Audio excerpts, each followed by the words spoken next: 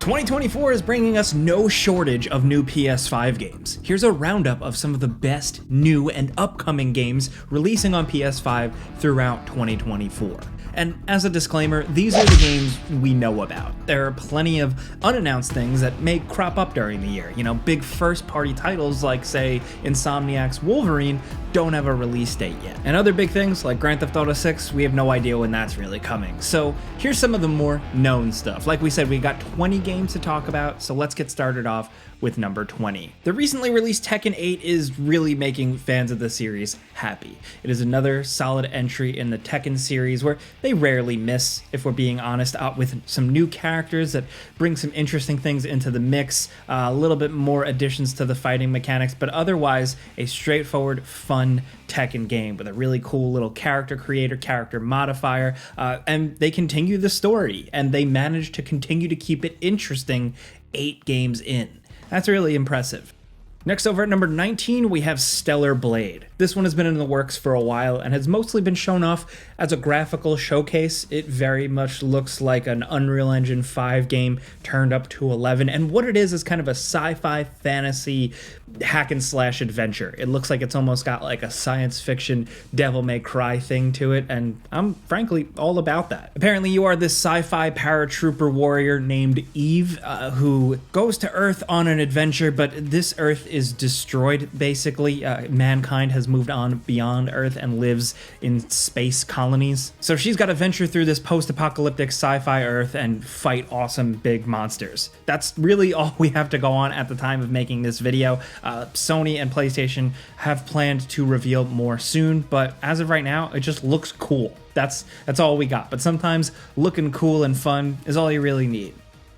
Next, over at number 18, we have Skull and Bones. Yes, Ubisoft's long-in-the-works pirate game is finally almost here. What started off as, I guess, like a spin-off of Assassin's Creed 4 Black Flag's pirate-style gameplay, Skull and Bones is this big, massive multiplayer thing where you get to be your own pirate, build your own ship, man your own crew, and go on adventures. This thing has been delayed and delayed and delayed for years and years, and that could spell disaster, or it could spell an idea worth pushing through this long. We don't know for sure, but we're excited to finally check it out because, to be completely honest, the world always needs more pirate games. I know we have the, Assassin's Creed pirate games, we have Sea of Thieves, we have classic pirate games, but like Skull and Bones can really, hopefully, bring something different. We don't know for sure. We're going to judge it when we get our hands on it when that releases February 16th. Next, over at number 17, we have Vampire the Masquerade, Bloodlines 2.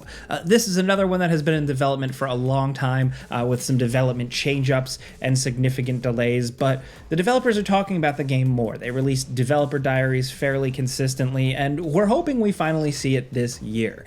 This is the sequel to the famous PC RPG. There was really nothing like it at the time, and we're really hoping they knock it out of the park with this one because there's a lot you could do. Again, we don't know an exact release date, but we're thinking 2024, hopefully, because like I said with pirate games, it's the same thing with vampire games. We need more vampire games. It's a good genre, and we love to see it. Next, over at number 16, we have a game called Light No Fire. This is from Hello Games, the people who made No Man's Sky. So this game, they promised a lot up front. They said this is the first truly open world game, meaning it is a massive whole world or planet for you to explore, seemingly in full multiplayer. It looks like it has different regions, different weird alien cultures, and just a lot of massive feeling exploration. All we have is one simple and honestly pretty gorgeous trailer to go on, and I know people are instantly skeptical because of Hello Games and the promises they made with No Man's Sky when that launched, and it didn't meet expectations. So they're at it again. I think they've learned a lot, and I'm curious to see what comes of this one, because if it actually is what they're saying, and if it's fun, this could be really cool. Now, as of right now, it doesn't have a release date. Some analysts and some speculators are thinking it's been in development for a long time, so we might see it by holiday 2024. I would love that, to be honest. I really want to see what the deal is with this thing, but whenever it comes out is when it comes out. Next, over at number 15, we have Warhammer 40k Space Marine 2.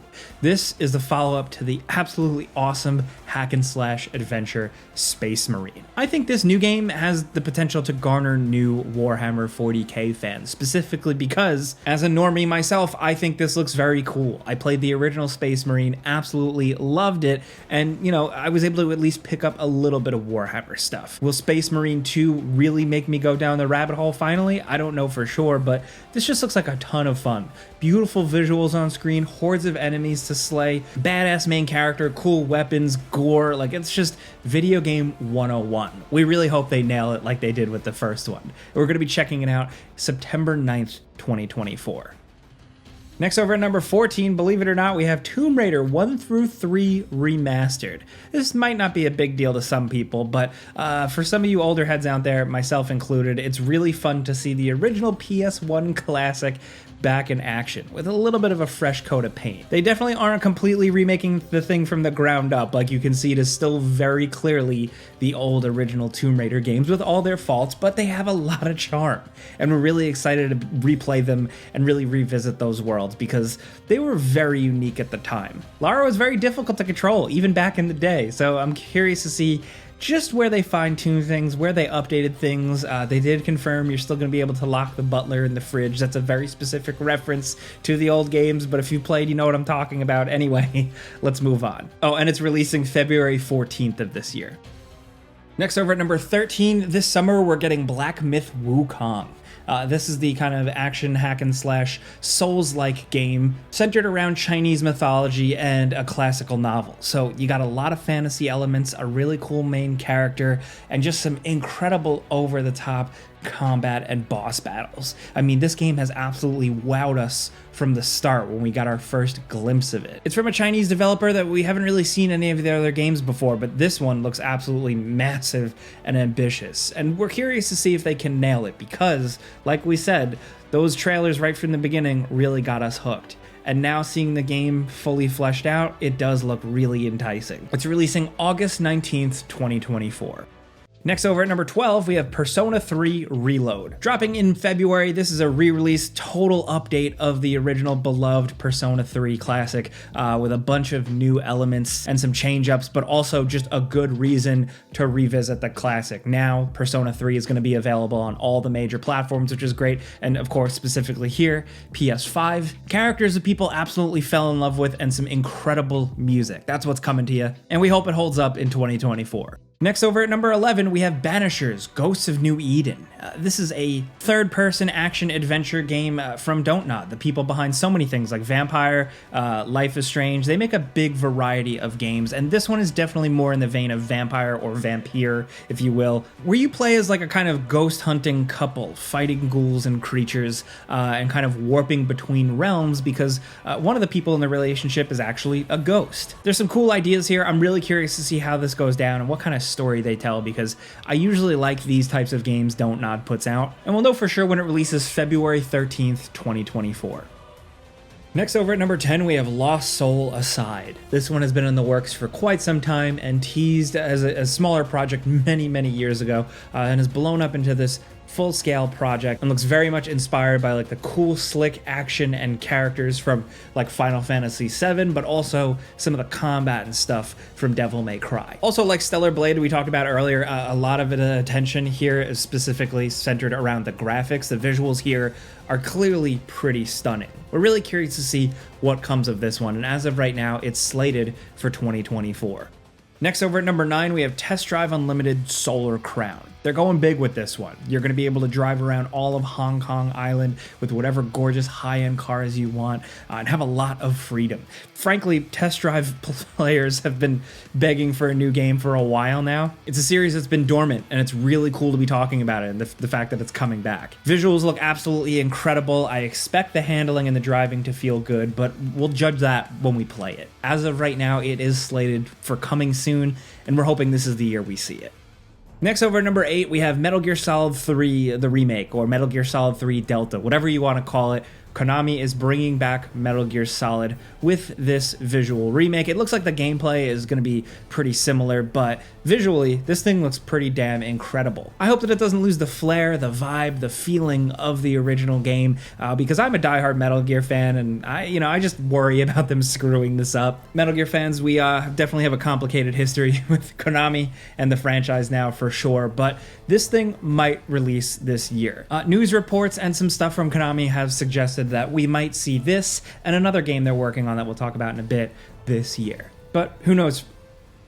Next, over at number 7, we have Prince of Persia: The Lost Crown. This game is Prince of Persia going back to its roots. The original from back in the day was a 2D action platformer, and that's what they're doing here. Now it's a full-blown Metroidvania, and it's absolutely awesome.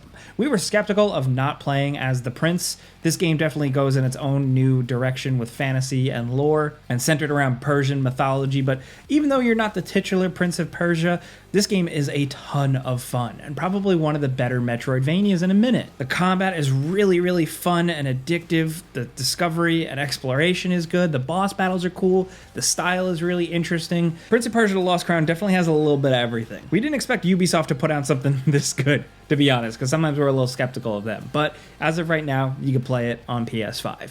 Next, over at number 6, we have the Silent Hill 2 remake. This is another one coupled with the Metal Gear Solid 3 remake, where a news report suggested we might see it in 2024. This is from Bloober Team, the people behind games like The Medium that have been tasked with remaking the classic.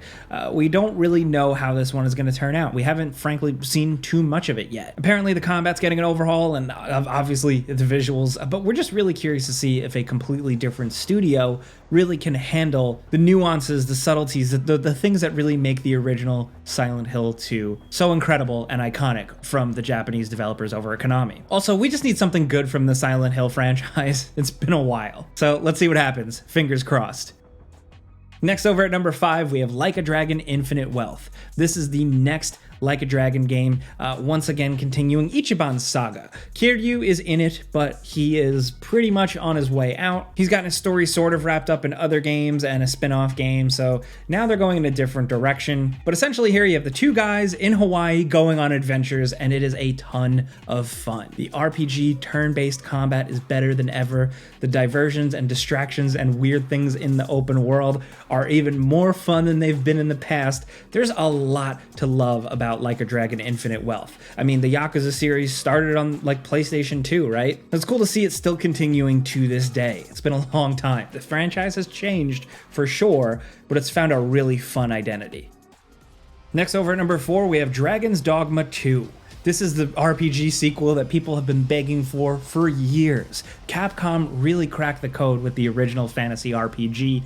Just having that specific Capcom spin on, kind of a played out genre really worked for people. And Dragon's Dogma 2 looks like they're just doing more of the same, giving fans more of what they want. A really fun action RPG with a strong narrative and good player choice and a bigger world this time around, cool battles. It just seems like they're really on to something here. It's probably our most anticipated RPG of the year by far. It's releasing March 21st, 2024. Next, over at number 3, we have Star Wars Outlaws. Star Wars is going open world, and it's made by the people at Massive, the folks behind The Division and The Division 2. So while this isn't like a games as a service game, I'd say that the Massive definitely knows how to build compelling open worlds, and I'm glad to see that they're doing it with a Star Wars game. And it feels like for once you're not a Jedi, you're more of a Han Solo type character, so they can really do some cool different things here. From reports and what we've seen with Ubisoft, it seems like we're going to be playing it by the end of this year, and we're looking forward to seeing what the deal is, because Star Wars games have been on a roll recently. Now, down at number 2, we have Rise of the Ronin. This is the next game from Team Ninja, the people most recently behind Nioh and Nioh 2, and it seems like they're once again kind of doing a Souls-like style game, but more of an open-world adventure with an emphasis on story. You're in 19th century Japan, the region is changing, there is conflict, and you're this cool, badass guy with gadgets and like a grappling hook and a glider, and of course, a gun and a katana. The battles look really compelling and fun. There's some cool boss battles we've seen seen footage of, and we're really excited to get our hands on this one. Is it going to be as challenging as Neo and Neo 2? We don't know for sure, but we're hoping that they can also tell a really good story here. Basically, if you've been waiting for something to scratch that Ghost of Tsushima itch, Rise of the Ronin might do it, and it's releasing March 22nd, 2024.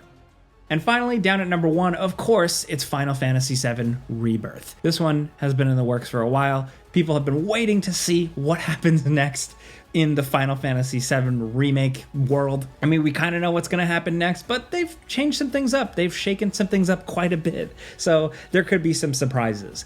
In this next entry of Final Fantasy VII, this is where things really get interesting. The areas open up, the characters get in crazier scenarios, and even more happens in the story. So we're really, really excited to see it go down. There's more emphasis on party mechanics this time around, it seems, and we're just ready to go, because Final Fantasy VII Remake was awesome, and we're excited to see how this one goes.